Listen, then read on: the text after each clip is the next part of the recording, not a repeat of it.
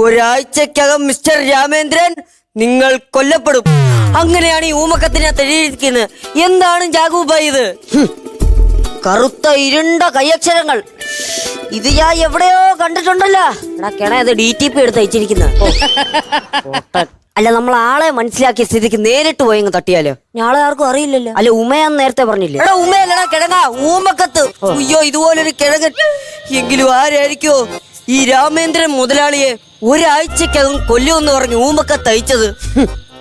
ഈ ജാഗുബായി ബോഡി ഗാർഡായിട്ടുള്ളിടത്തോളം കാലം മുതലാളിയുടെ ദേഹത്ത് ഒരുത്തരും കൈവെക്കൂല. താണ്ട്ര ഇവിടെ ഒരാൾ കൊല്ലാന്ന് പറഞ്ഞിരിക്കുമ്പോ കിടന്നു സൂഹിക്കുന്ന. എഴുന്നേറ്റ് എഴുന്നേറ്റ് എഴുന്നേറ്റ് വാ വാ. എനിക്കറിയാൻ വയ്യാത്തോണ്ട് ചോദിക്കുക, നീ ഇതിനു മുന്നേ ബോഡി ഗാർഡ് ആയിട്ടുണ്ടോ?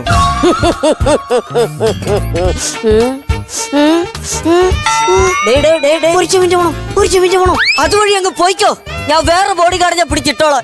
എന്തുവാടോ ഇത്? 2 പൊരിച്ചമീൻ കിട്ടിക്കഴിഞ്ഞാൽ അമ്മാരുടെ ഫ്രണ്ട് ഇതിനെ ഇട്ട് കൊടുക്കും അല്ലടാ? അത് പിന്നെ മുതലാളി ആ മീനകത്ത് അമ്മാര് വല്ല വിഷം ചേർത്തിട്ടുണ്ടോന്ന് അറിയാൻ വേണ്ടി ഞാൻ മണപ്പിച്ച് നോക്കിയതല്ലേ. ഓ, ഞാൻ തെറ്റിദ്ധരിച്ചു. ഓ, മണ്ടം വിശ്വസിച്ചു. നിനക്കൊരു കാര്യം അറിയാവോ? എന്റെ ഫ്രണ്ട് പറഞ്ഞിട്ടാണ് ഞാൻ നിന്നെ ഇവിടെ കൊണ്ടുവന്ന്. അവനങ്ങ് സാൻ ഫ്രാൻസിസ്കോയിലാണ്. നല്ല കാറ്റുള്ള രാജ്യമല്ലേ? അതുകൊണ്ട് ഞാൻ നിന്നോട് ചോദിക്കുക, നീ ഇതിനു മുന്നേ ബോഡി ഗാർഡായിട്ട് നിന്നിട്ടുണ്ട്. മുതലാളിക്ക് ഗുജറാത്തിൽ ആരെങ്കിലും അറിയാവോ? ഇല്ല. അപ്പൊ ഗുജറാത്തിൽ നിൽച്ച ഞാൻ ഗുജറാത്തിലായിരുന്ന സമയത്ത് രാജശേഖർ ഷെഡ്ഡി എന്ന് പറയുന്ന ഒരു വലിയ കോടീശ്വരൻ ഉണ്ടായിരുന്നു.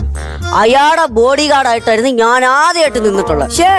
ഒരു ദിവസം താണ്ട്ര ഞാൻ ഇങ്ങനെ നോക്കുമ്പോ ഈ മുതലാളിനെ കൊല്ലാനായിട്ട് ഒരു കൊലയാളി മുതലാളിയുടെ കണ്ണി മരുന്ന് വയ്ക്കുന്ന ഡോക്ടറിന്റെ വേഷത്തിൽ.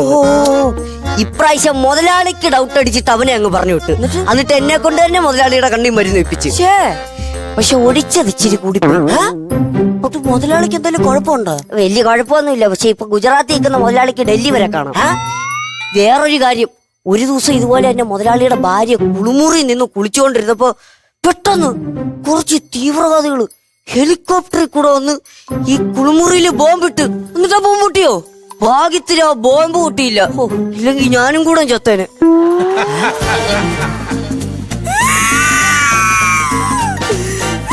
മുതലാളി എന്തിനാ മുതലാളി കരയുന്ന? പേടിയാന്നടാ. എന്തിന്?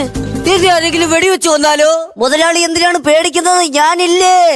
എന്നെ ആരെങ്കിലും അമ്പ് ചെയ്ത് കൊന്നാലോ? മുതലാളി എന്തിനാണ് പേടിക്കുന്നത്? ഞാനില്ലേ.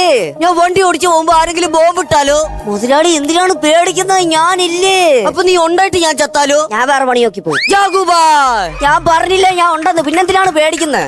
ജാഗുബായ്, ഒരുത്തൻ എന്നെ ആ ബിൽഡിംഗിൽ നിന്ന് ഷൂട്ട് ചെയ്യാൻ നോക്കുന്നു. അവന്റെ കയ്യിലാണ് കുറെ ഗണ്ണുകളും ഉണ്ട്. അവൻ കറക്റ്റ് എന്റെ നെറ്റിയിലാണ് ഷൂട്ട് ചെയ്യാൻ നോക്കുന്നത്. ഇതൊക്കെ ഒരു സാങ്കല്പികമെങ്കിൽ നീ എന്ത് ചെയ്യും ജാഗുബായി? ഞാൻ ഈ സോഫയിൽ ഇങ്ങനെ മറിഞ്ഞു വന്നിങ്ങനെ ചാടി അവനെ ഇങ്ങനെ വെടിവെച്ചിട്ടങ്ങ്. അയ്യോ, ഇതേപോലൊരു ബോഡി ഗാർഡ് ഉള്ളപ്പോ, ധൈര്യമുള്ളൊരു ബോഡി ഗാർഡ് ഉള്ളപ്പോ ഞാൻ പിന്നെ എന്തിനാണ് പേടിക്കുന്നത്?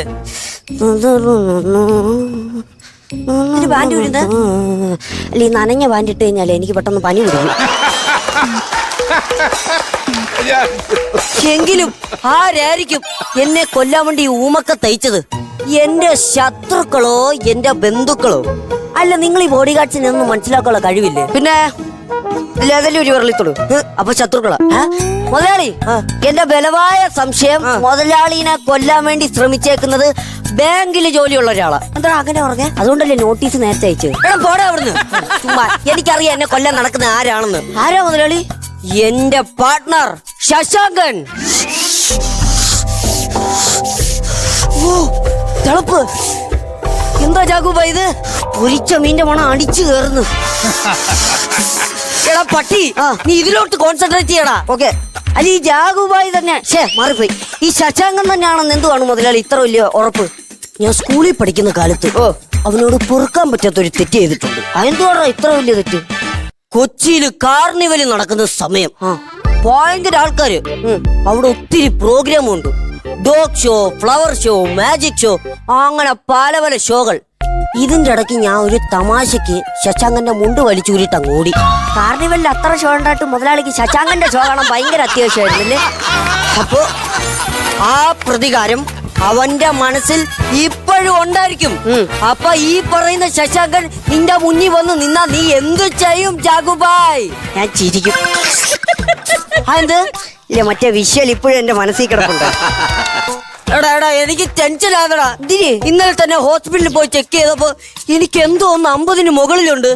എന്തു വരുന്നത്? പ്രായമായിരിക്കും. പോഴാവിടുന്ന് ചുമ്മാ. എനിക്കൊരു കാര്യം അറിയോ? എനിക്ക് BP 30 ഉണ്ട്. പ്രായം ഇത്രയായി, ഇതുവരെ കുട്ടിക്കളി മാറിയിട്ടില്ല.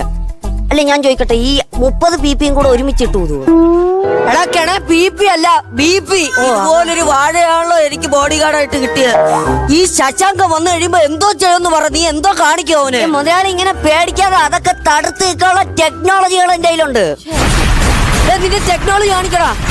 മുതലാളി ഒന്നും ചെയ്യരുത്. മുതലാളി സേഫാണ്, ഒന്നും ചെയ്യരുത്. രഘുഭായി, ഞാൻ നിനക്കൊരു 5 ലക്ഷം രൂപ തരാം. നീ ഞാൻ പറയുന്നത് കേൾക്കണം. അതെ കേക്കൂ. എന്നെ കൊല്ലണം. 5 ലക്ഷം രൂപ തരാന്നും പറഞ്ഞിപ്പോ എന്ന് പറഞ്ഞോണ്ട് നടക്കുന്നവന്മാരെ നീ കൊല്ലണമെന്ന് പറയാൻ വരുമായിരുന്ന ആ പട്ടി. അയ്യോ മുതലാളി, എനിക്കൊരു അബദ്ധം പറ്റിപ്പോയ മുതലാളി. പോടാ. ഇത്ര അതുവഴി പോന്ന അല്ല, മീൻ പൊരിച്ചും കൂടെ എടുത്തിട്ടങ്ങ് പോവാ. പോടാ ജാഗുഭായി.